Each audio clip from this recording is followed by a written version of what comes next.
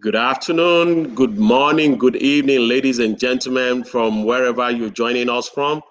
My name is Ajetumobi Olumayowa. I'm a director at Financial Inclusion Africa, and you're welcome to today's episode of our podcast. The podcast today is going to be on micro pension services, and we're going to have Mr. Tunji Andrews, who is going to be the guest for today. The moderator for today is Miss Uso Onumono. I guess I got that right. She's going to be the moderator for today's event. I'll quickly introduce Uzo to you while we start the program. Uzo Onumono is a product director at Tingo Group. She's with a wealth of experience in fintech product development, API banking, and digital marketing. With over a decade of experience in the industry, Uzo has a track record of pioneering innovative projects that leverage technology to create value for customers. Uzo joined Tingo Group in February 2023 as a product director. Here, she's responsible for developing and launching innovative fintech products and other technology solutions for the group. Our ability to identify emerging trends in the industry and translate them into actionable product roadmaps, think strategically, and execute tactically, as well as our experience in product management, product marketing, and technology, especially in fintech, edtech, and martech, has been instrumental in driving Tingo Group's strategy as a leading Africa agri-tech company. In addition to our primary job function, Uzo loves to volunteer, listen to music, and hang out with friends. And I can say also moderating programs like this. Thank you, Miss Uzo, for joining us today. You're welcome. The floor and the stage is yours. Thank you. Thank you very much. Thank you very much. Welcome everyone to today's podcast. Today we have Mr. Tunji. Hello, Mr. Tunji Andrews. How are you? Hi. Thanks for having me. So just a brief introduction, and then we give the floor to Mr. Tunji to tell us a little bit more of what he's been up to lately. So Tunji is a highly skilled economist, entrepreneur, and committed financial inclusion advocate on a mission to create dedicated financial offerings for Africa's underserved informal sector. As an economist, he has over 10 years of experience in public and private sector roles across West Africa. A renowned media personality, Tunji has anchored shows on the big screen and on radio, dishing out expert advice about financial planning and economic policy. In January 2021, Tunji decided to put his words into action by creating a Awaba. I hope I said that right. Awaba. A We'll get to one-stop. that. We'll get to that. Okay. A one-stop microfinancial services hub for Africa's informal workforce.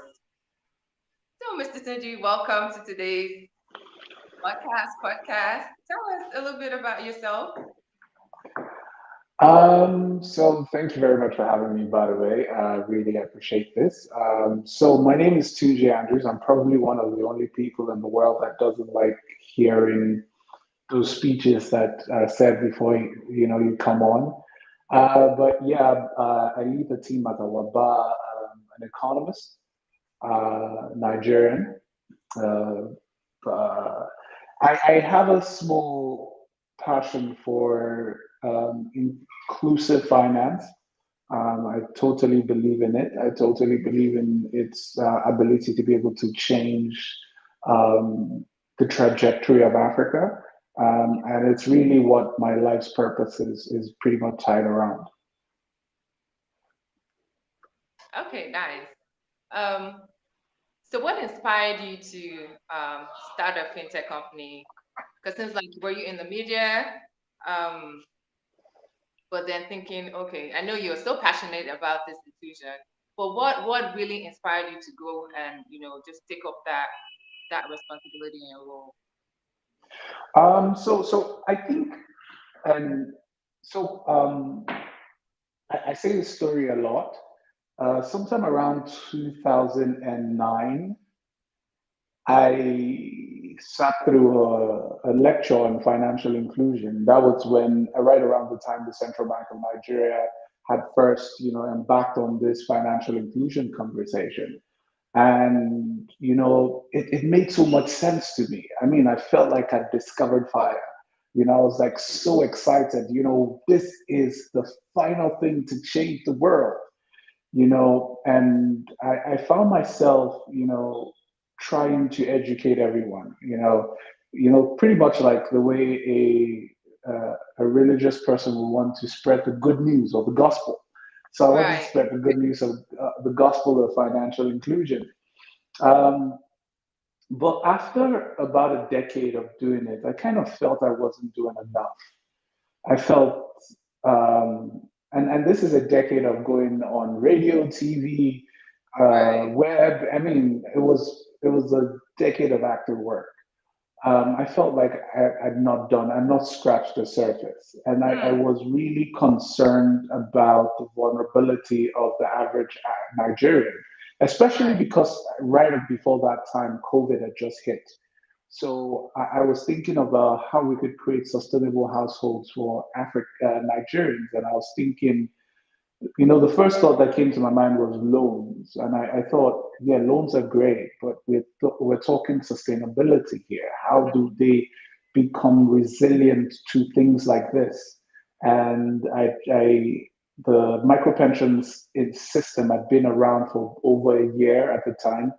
And I was like, this is the product. Let's take it to the people. And yeah, pretty much an extension of my financial inclusion journey. That's amazing. That's super amazing. Just from listening to you, we can see that micropension, it's like an innovative concept.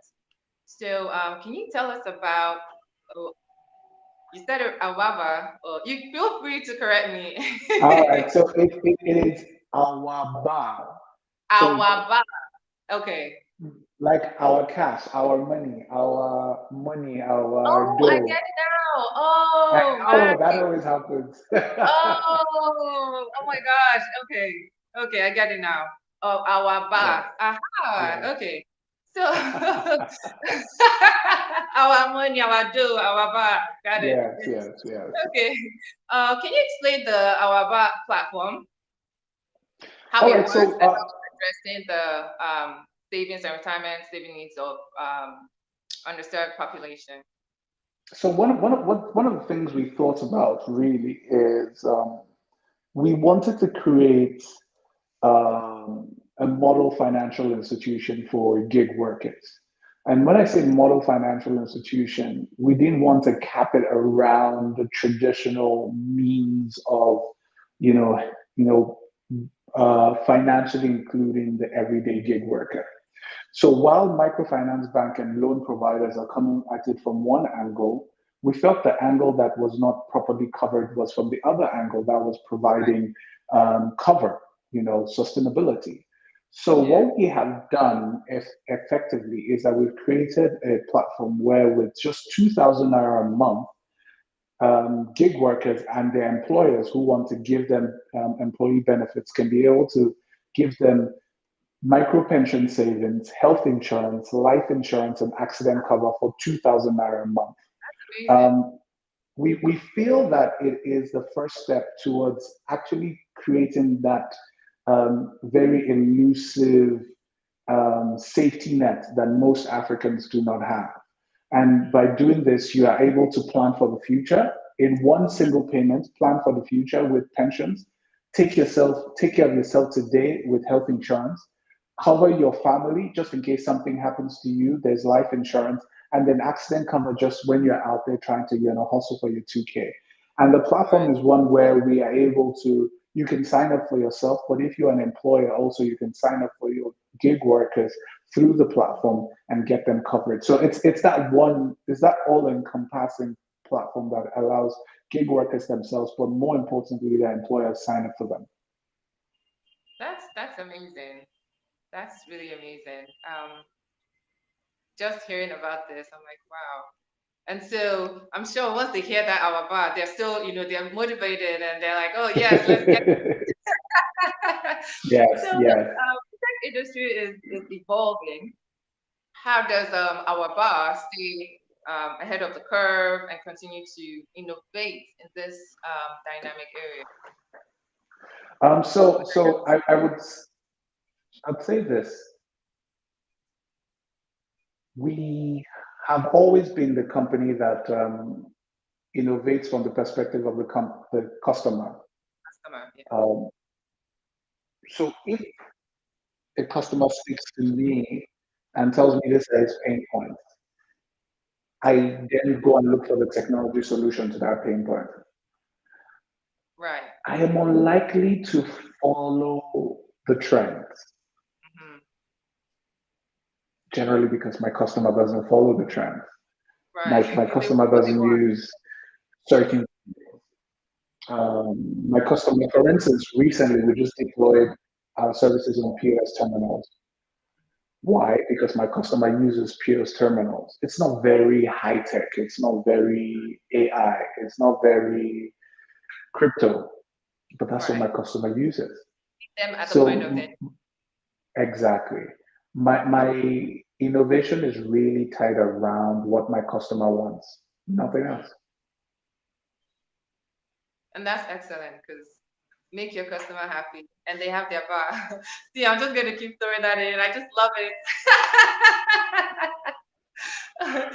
So, there are regulatory challenges, right? And very common in financial services, especially in Africa and Nigeria, to be specific. So, how has our bar managed to navigate these regulatory complexities and provide accessible pension schemes or solutions to a broader audience? So I think the thing is to understand with me is that I'm traditional capital market, traditional financial market. I don't have the tech bro need to break things and ask questions later. I don't have it. I am very dobale regulator. Good afternoon, sir. I am very traditional at heart. You know, um, Tunji being my first name is not a mistake. If you know the Yoruba, having Yoruba is very respectful. So I try to follow the spirit of whatever the regulator says. The regulator says don't go here, we don't go there.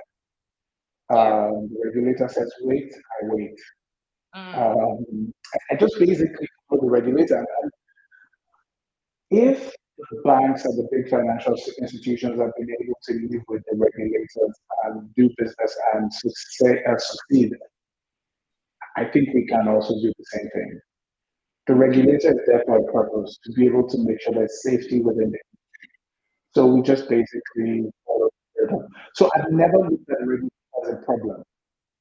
I've never looked at the regulator as a problem. I've always looked at it from the perspective of they must be thinking about something to do it this way. So our job is to make sure that we are there for the innovation to be able to do it differently. right. Absolutely. And so you walk around it. That's great. That's great. Um, Technology plays a crucial role, even though you downplayed it. It does play a crucial role, right, in delivering fintech solutions, right? So, could you just dive in a little bit into the technology infrastructure that powers Awaba's micro pension platform Mm. and how So it is? I'm not going to download. I'm not going to downplay the role of technology. Yeah, Um, Technology is everything we do. Even yeah. over the POS terminals, it's technology that allows it work. Right. Um, so what we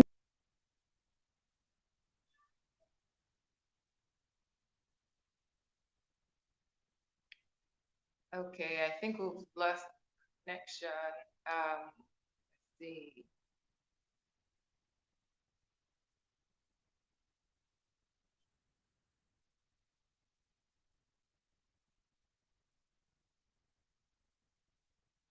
Hi, everyone. Just bear with us for a little bit while Mr. Tunji gets back online.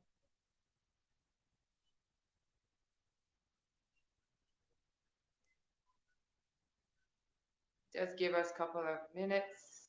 have you back. Okay.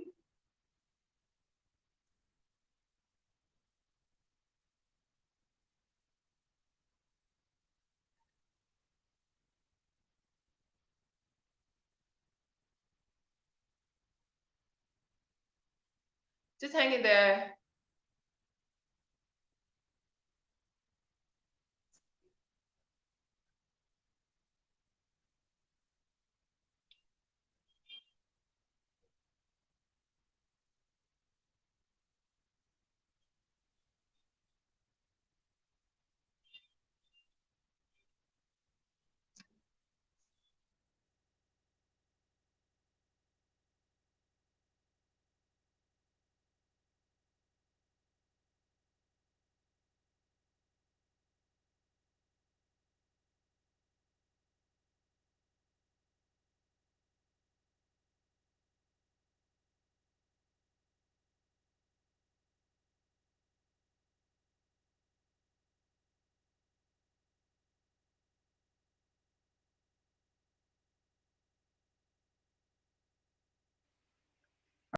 I apologize.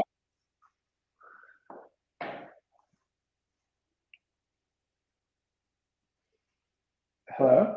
Can you hear me?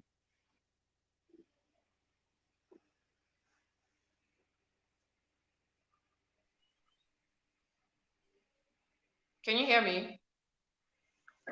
Yes, I can now. Okay, great. So we So were I was saying about technology. Um, so what we've done is pretty much ride on the backs of giants. mm, We realized that what we wanted to do was way bigger than our capacity. So instead of trying to do it all over again, so what we did was we worked with big financial institutions, put a thin layer of code on top of their infrastructure, and we're able to ride on that infrastructure. What we then do is that we lead the innovation, we lead the conversations, and direct how the technology should be. But in terms of the infrastructure, we're working with the biggest and best in the industry, just because we know that our customers need and they deserve the very best. right. But since we can't provide it ourselves right now, we would like to give them the very best. So how can we do that? The best of both worlds is to work with the big partners to be able to do that while we're building our own infrastructure. Very expensive to build, by the way. Yeah, I can imagine. Um, and also just ensuring that you have the right partners that understand your vision. Yeah, Absolutely. one step at a time, and eventually you'll get there. So, many underserved population do not really have connectivity, right? They might not have regular access to the internet. So, how does our bar address this connectivity issue to ensure that it gets to them and they can benefit from your services? Like I said earlier, it's the biggest thing about our technology, really. It is in that being able to think about the customer from the perspective of who the customer is and where the customer comes from. So a lot of the technology provisions that we have today, or at least the conversations, are mobile based. So either an app on Google Play Store or Apple Store, and that's fantastic. Actually, that works. But if you are trying to reach Mama Risi in Right. Idumota market, or you are trying to reach Mama Mika in um, Aba market, for instance, or somebody in the north, Mhm. that might not be your primary mode of being able to reach them, right? So there are three things we've done. First of all is we got across to the USSD so our customers can reach us and use all our services on USSD platforms. We see that this is great. This looks very tech, but our customers are still not using it as we thought they would use it because this is Nigeria. The nuance of Nigeria must be respected. What is that one platform that every person is using, or the two platforms? POS terminals, ATMs. What you can do and what we're trying to make sure is available is that we want you to be able to go to an ATM machine or a POS terminal, no matter who the POS terminal holder is, and you say, I want to pay for Valiba or I want to pay I want to pay for PenPay, it will be enabled on their POS or the ATM. And I'm not saying pay into the account. I'm saying full infrastructure that would be on your mobile phone is resident on that POS terminal. So you click PenPay on the POS terminal, you do the validation of your pension identification number, then you go and pay on the POS terminal. Everything done on the POS terminal. And that is the thinking we have. So when we're trying to reach the underserved communities, we realize that this is critical. So when we go to speak to them, we tell them, you know that guy over there with the POS, you know him very well. Just go to him and tell him you want to pay for this, and he will sort it out for you. That's amazing. Have you gotten feedback from them on that? Absolutely. So how do you get your feedback? So the thing now is, the problem we are having now is demand. Like I said earlier, we're a very small company. So they're saying, oh, this community in Port Harcourt needs your ATMs or your POS terminals or this place and I'm like, we don't have all the money now. Calm down, we're coming. so it's the challenge now is demand. It's really demand. So because it's solving a critical need and meeting the people at the point of their need. Yeah. So I mean, it just speaks to the heart of what we're doing, and I hope that before the end of the year we can have our services everywhere, and we're working really hard. Today alone, we've had 2 or 3 meetings on how we can spread it into different places. Right. But yes, that is our job right now, to just make sure that it reaches every single person everywhere. Awesome. So are you is this just in Lagos or is across Nigeria? So right now, physically, we're in Lagos, Ibadan, Kwara, we're in Abuja. Okay. These are the physical points. But now we're also spreading POSs and ATMs across Nigeria. Before the end of this year, we will have 1 million physical touch points across the country.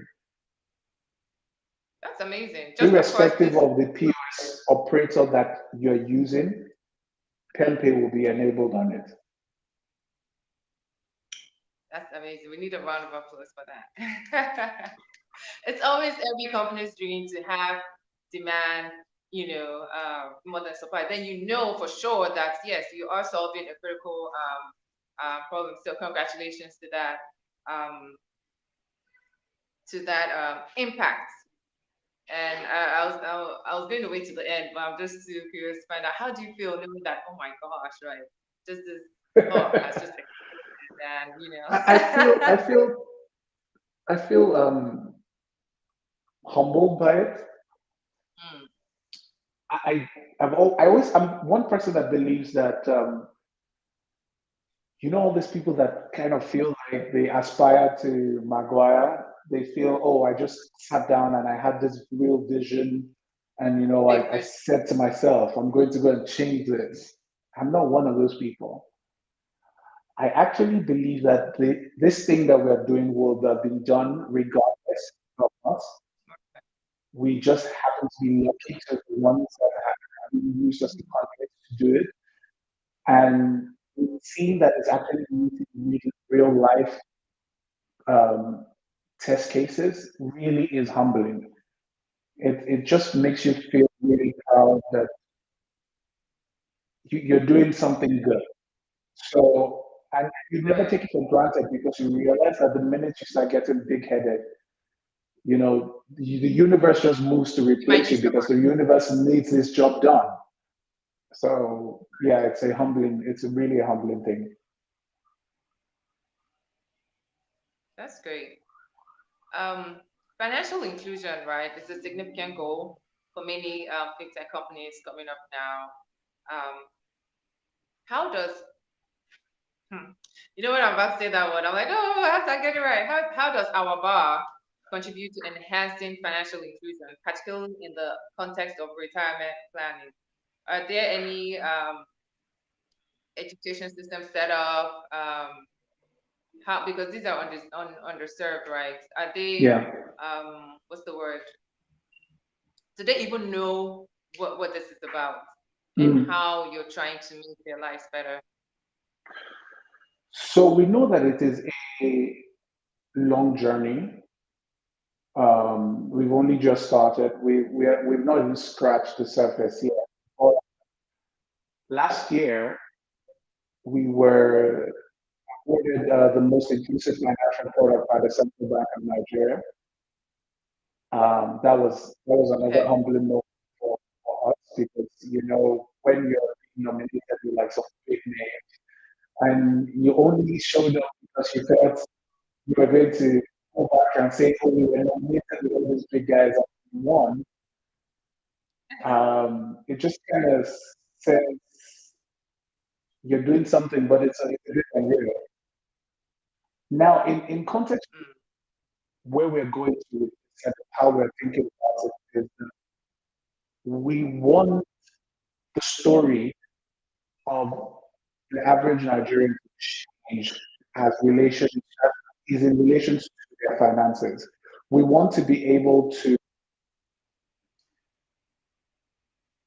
be the graduation financial service provider. So think about it this way. I would like my customers to use me to the point where they feel, oh, we're too good to use you now. And then we say, oh, thank you very much. You've graduated. See you in the future. That is our goal. We want to be that stepping stone financial institution for people where they can say, okay, we've gotten leverage for our small income we have, and now we're big enough to do big business with our guy. So every way we think about it, and every way we craft our messaging, and every way we do our activations, because we do activations a lot. We go into the local areas, do the song and dance, let them know, hey, we have come, or come and learn about this thing. It always spurs the thinking of what we do because we all think about it from the perspective that we must always reach the customer. And I'll say this again: we are not the company that thinks about financial inclusion, that we're coming to save people. This is a customer, right? And they are the most important variable in the equation. So we treat them Yes. with the utmost care. My team knows you can't disrespect the customer. If the Cannot. mama receives from Never. Idumother call she calls and she's having a complaint because of service, everything stops. We must handle and make sure minority is fine. Mhm. That has also changed the narrative in how we relate with our customers because our customers tend to feel from the perspective that these people actually really care about me. So it's not that Yeah. they're doing me a favor. So when Mama Risi, she can brag to someone in her neighborhood that, Mhm. I'm using the service. I said that, somebody treated me badly and they said, oh, they were going to give me 1 month free subscription. Mama Risi is ecstatic. She's going to go tell people about it. That is the way I feel financial inclusion should be. We have so long looked at it from the Right. perspective that we're trying to save people. And really, what it is that the world has given us a job to actually um, include more people into this fantastic thing that we call financial services. It's more a calling than it is a job. So Mm-hmm. we must treat it that way, and it just shows if you really care about your customers, it will show, and they will know. Yeah. Yeah. We keep telling people it's not sell, sell, sell, but teach, teach, teach. Let them know all the benefits before you even start saying, "Oh, you must buy now, now, now." Absolutely, absolutely. Very, very. That just to piggyback of that. Have you Can you share any real life examples of feedback from customers highlighting like the positive impact of the I services think the on them, funniest story likes of is a individuals? customer who called back. Please tell me. So the person at that point we our value of our product was 1,500 naira. So the customer had gone I think to we're losing you the for a bit. pharmacy. Sorry? We lost you for a bit. Oh, okay, okay. Can you hear me now? Yeah, So the I can. customer was went to the hospital to a pharmacy to get treatment, and then they gave the person drugs, right? And the person had only paid 1,500 naira for cover for 1 month. And then the simple conversation was the customer calls and it's like, I got cover. They even gave me bottled water. But are you sure you people are making money? And as I explained to the customer that is how insurance works. Yes, we're making money. Because the guy was concerned because he's looking at the drugs in his hands and he knows that this is more than 1,500. And he's like, wait, I only paid 1.5. So that in itself is one of those experiences you get and you feel really, really overwhelmed with joy, knowing that the customer has gotten over beyond their expectations and they will go to their local communities and talk about it. So that is one of those experiences. I tell that story and it's a very funny one, but I'm not sure the guy believes we know what we're doing because he feels like these guys cannot be making money. They cannot be. They care too much. This is. They're like, this is not normal. So Absolutely. just from this example that you shared, I can see that that trust is there. Um, for them to even have that kind of question, I'm sure it's not just that particular customer. Other customers are like, oh wow, this is such an amazing product. How and it's changing lives. How are they really making money? I think every entrepreneur, every founder, you know, to have their customers feel that way. No, seriously. So I think the next question was just how do you educate and empower them? But I think you shared a bit on that, or do you still have more to touch on? No, no, no. So I think that we can share how we make money. So it's a secret sauce. It's the way we have mixed the service together to make sure that customers get the very best in offer. So I'll tell you something that we've learned, and it's a thing I can possibly share with everybody. So if you and I were to buy insurance cover, right, from the same provider, what you would not see is that while I don't have a need to be pregnant and have children, my cover will still carry ability for me to have, go through antenatal and delivery and all those many things. So it takes up space within my total package cover. And that is the way insurance works. It basically is that system that gives you. Okay, I just multiplied many times. Are you there, Uzo?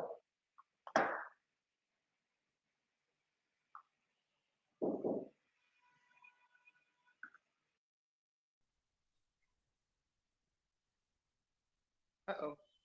Can you hear me now? Yes, I can hear you. Okay. So we lost All you. right. I think I was asking about I was The secret asking you sauce. tell I was us telling you about how the a little secret bit sauce. more. Yeah, the secret sauce.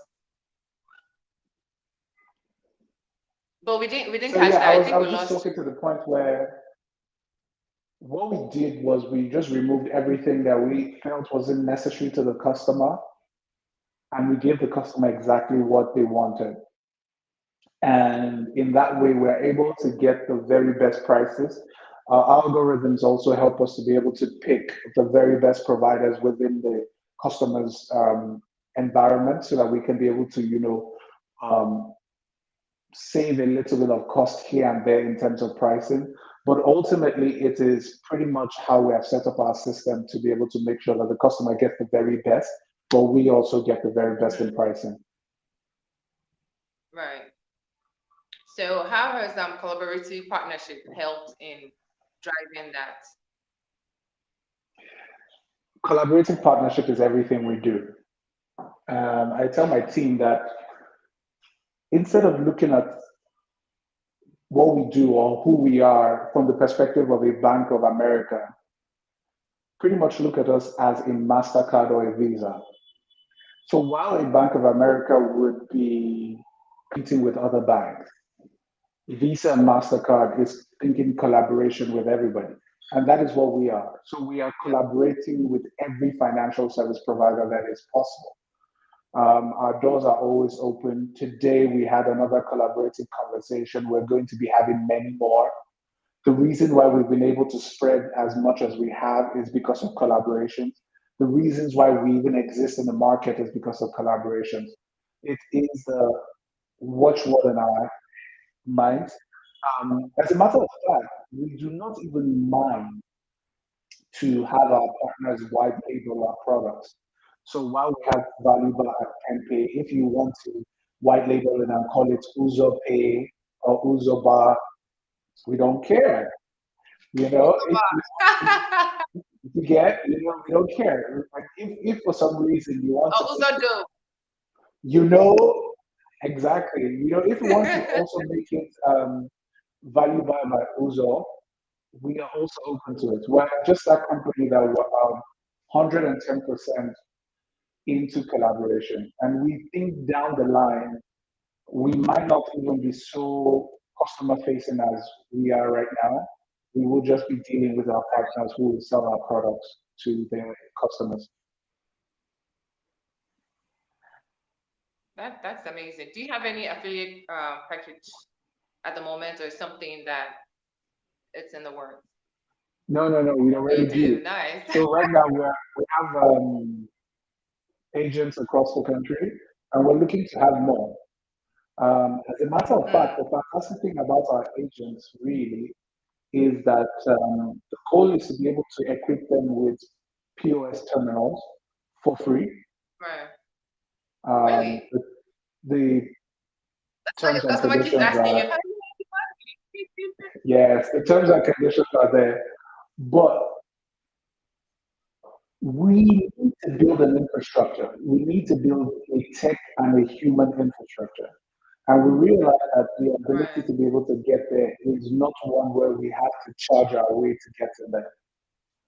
If you understand me, we need to be able to build it collaboratively. So even the partners that are agents, we don't see them as the way you said it, they're affiliates. We see them as partners. They are Right. their own entity, their own company, and we are asking them to come and partner with us. So in that relationship, how can we make it easy for you? So we are able to go find you POSs that you will be able to acquire free of charge, and we both make money.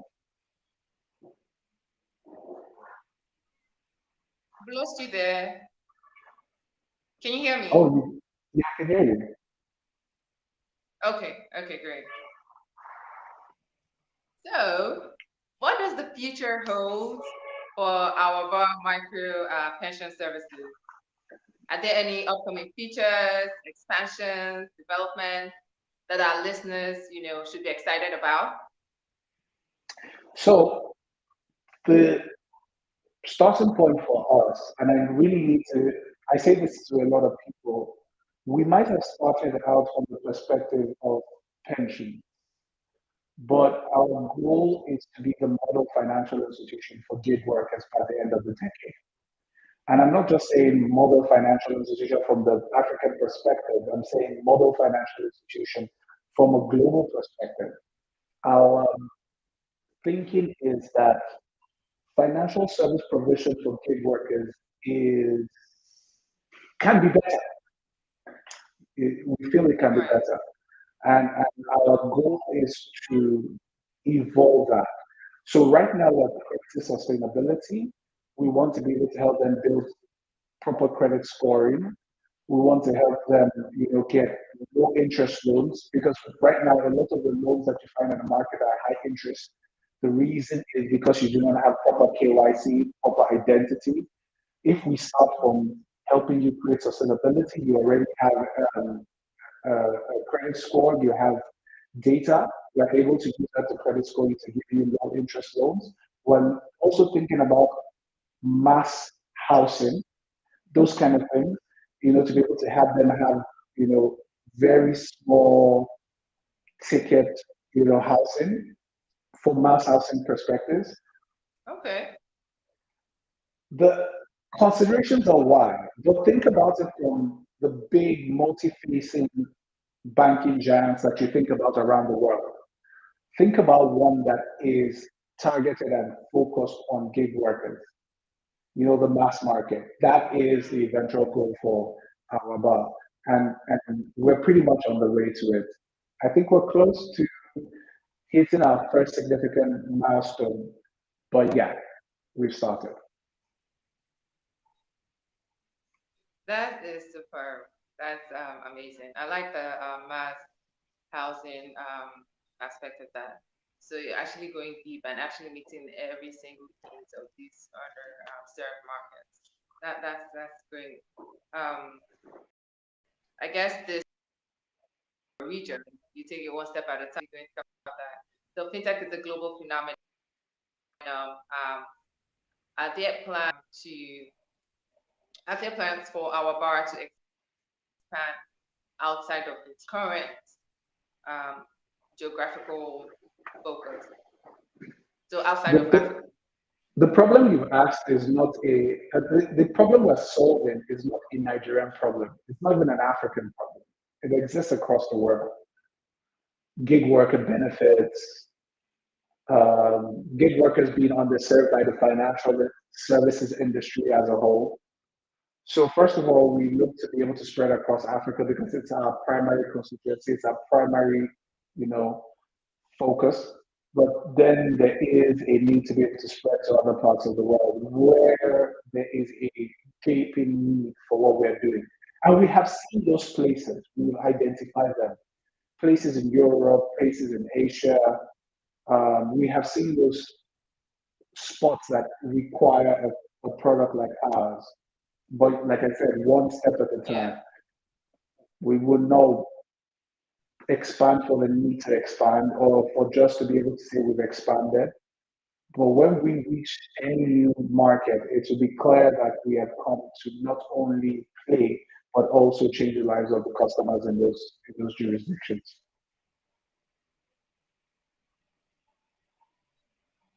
Absolutely.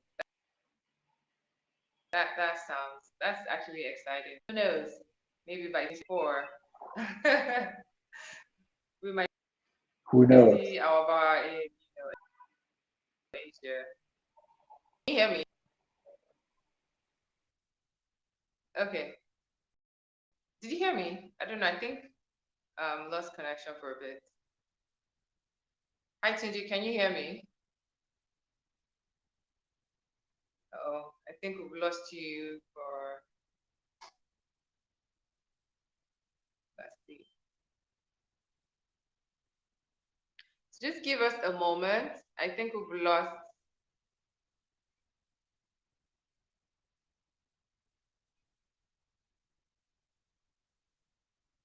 Let's give us a moment. I'll try and get him back on.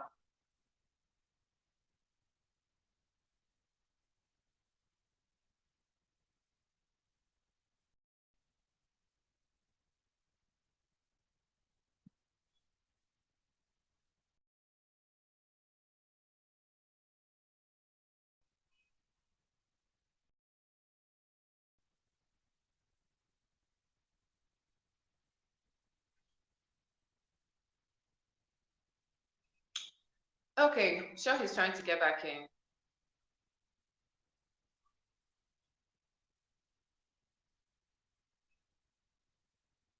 Just stay with us. He'll be back in a minute.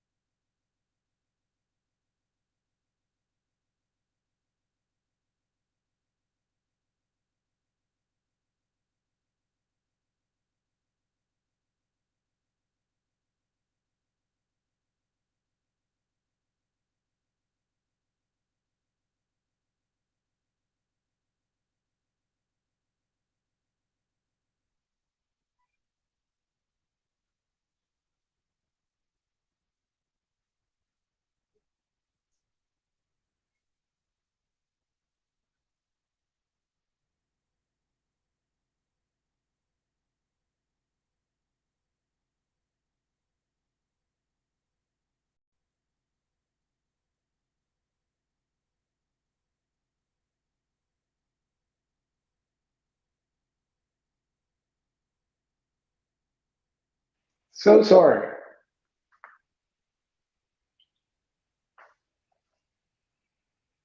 So sorry.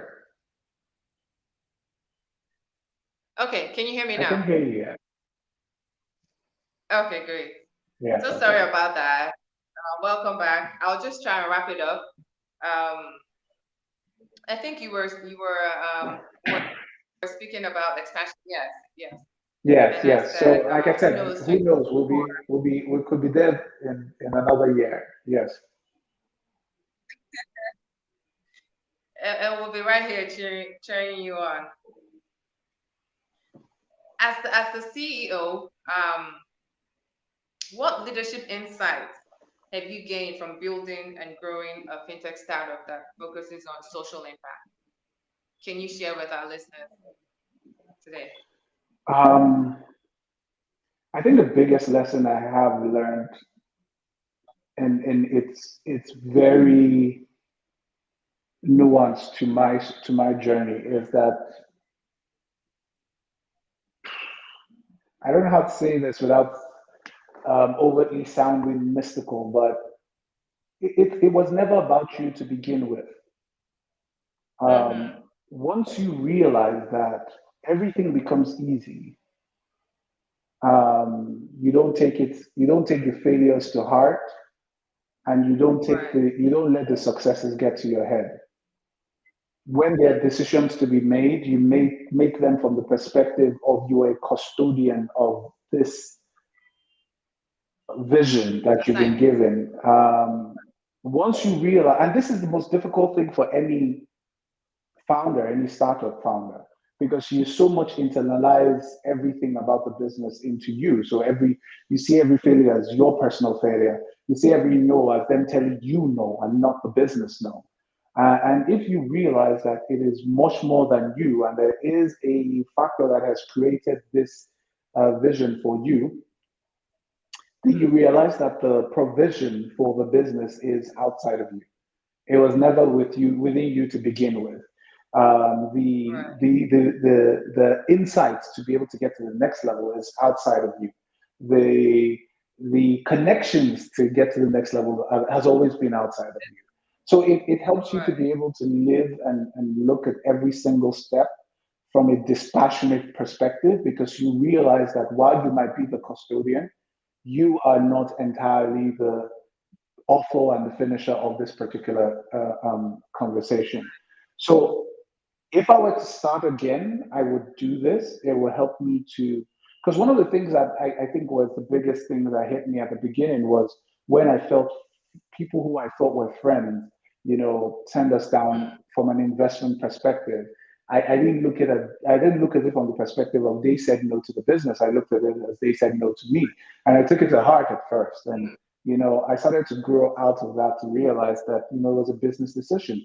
They felt they had invested in a business that they felt could compete with what I'm doing right now, and ultimately they see that no, it couldn't. But the point still is that they were not saying no to me; they were saying no to the business prospect. And if I'd always just Yeah. looked at it from the perspective of that this thing has a vision, it's going somewhere, I wasn't the one that created the vision to begin with, then I might have taken it Right. a bit better. So what would you advise, just based on what you just said now, what would you advise aspiring entrepreneurs or everyone trying, because I know in this fintech space you have a lot of people trying to everywhere you look, every young everyone's trying to get into this fintech space, and sometimes they see founders or entrepreneurs pushing and they think it's easy. Um, just based on what you just said now about friends not being able to invest or family, what advice would you give maybe the young um, graduating class of 2023 or 2024 aspiring to be a fintech founder or an entrepreneur? Um, I'll say go for it. There's nobody that can tell you not to do it, right? But I would put the caveat, and this is a very important caveat. You better be clear you know what you're doing, because there will be a million and one tests along the way. There will be tests of capital, there will be tests of Mm-hmm. skill, there will be tests of human resource, there will be tests of competition, there will be tests of regulation, there will be, I mean, all these different tests I have spoken about are all different, and each and every one of them can kill you individually. But guess what? They Right, will all come at you together, and you will have to be dealing with each and every one of them, but you will still have to put up a smile. You will still have to take right, interviews. You will still have to, you know, motivate your team when you feel like dying. You'll still have to tell them, let's go. We're going to go again. And if you are not completely sure that you know what you're doing and you need to be here, then you would either, go into depression, or you would just plain out crumble. There are times when, and I yeah, know that this is something that happens to most founders, where you wake up in cold sweats in the middle of the night because there's like a billion and one things to do. And half of, maybe 70% of those billion things are completely outside your control. If it was in your control and it was that you just didn't have time to do it, it's a different thing. It's 70% of things it's that you different. Yeah, cannot do anything about. So, and that think is about that is where you just need to be sure that you're actually doing this for the right reasons and not just trying to be another tech bro. hmm yeah. So it's not about the glam, but actually the work, and Absolutely. you have to be passionate. If not, at the first, voila, they'll just run away. Okay. Yeah, because they see from outside, oh yes, I'm going for this conference, I'm here, I'm getting this investment, blah blah blah. They don't know that there are other, things. one I'm thing I can assure smiling, you, one thing I hi, can but assure you, one thing I can assure you is that at every one of those conferences, every single founder is carrying a ton of weight on their shoulders. Every single one of them. Now, this is the business issues. Then imagine life's issues, because life also has its own issues that you're dealing with, family, friends, health, all kinds of things in your own personal yeah, life that is outside the business. So every one of them is dealing with, and it's only when we sit with ourselves behind closed doors that we actually open up to ourselves and we're like, yo, it's hard out there, and we're able to tell ourselves the truth. So honestly, It is out if you're there. not doing it for the right reasons, But we're pushing. please don't do it.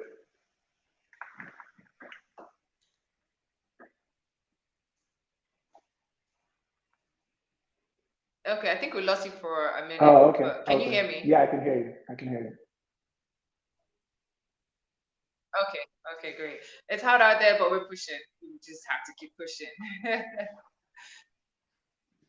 To wrap it up, can you share how our listeners can learn more about our bar, micro pension services, and potentially get involved or utilize your services, or share with their neighbors, or, family?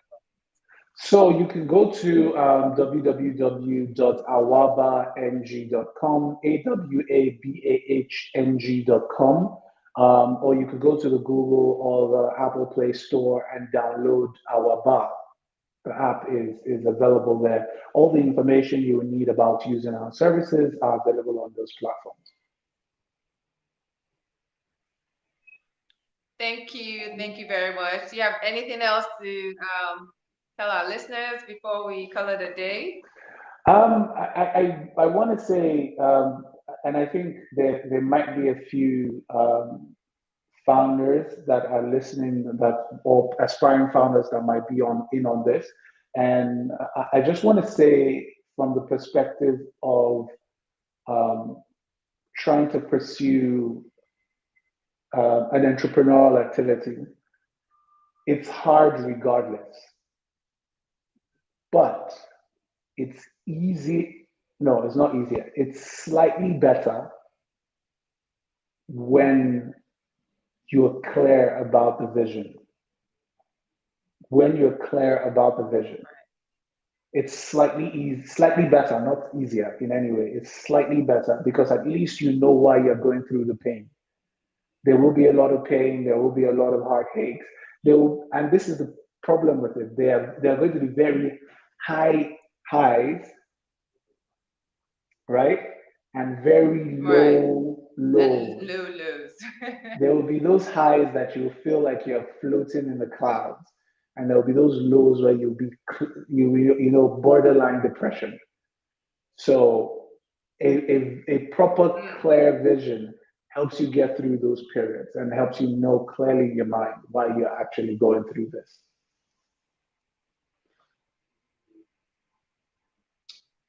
Thank you very much. Super excited about this, and good luck with all your endeavors. And I will spread the word.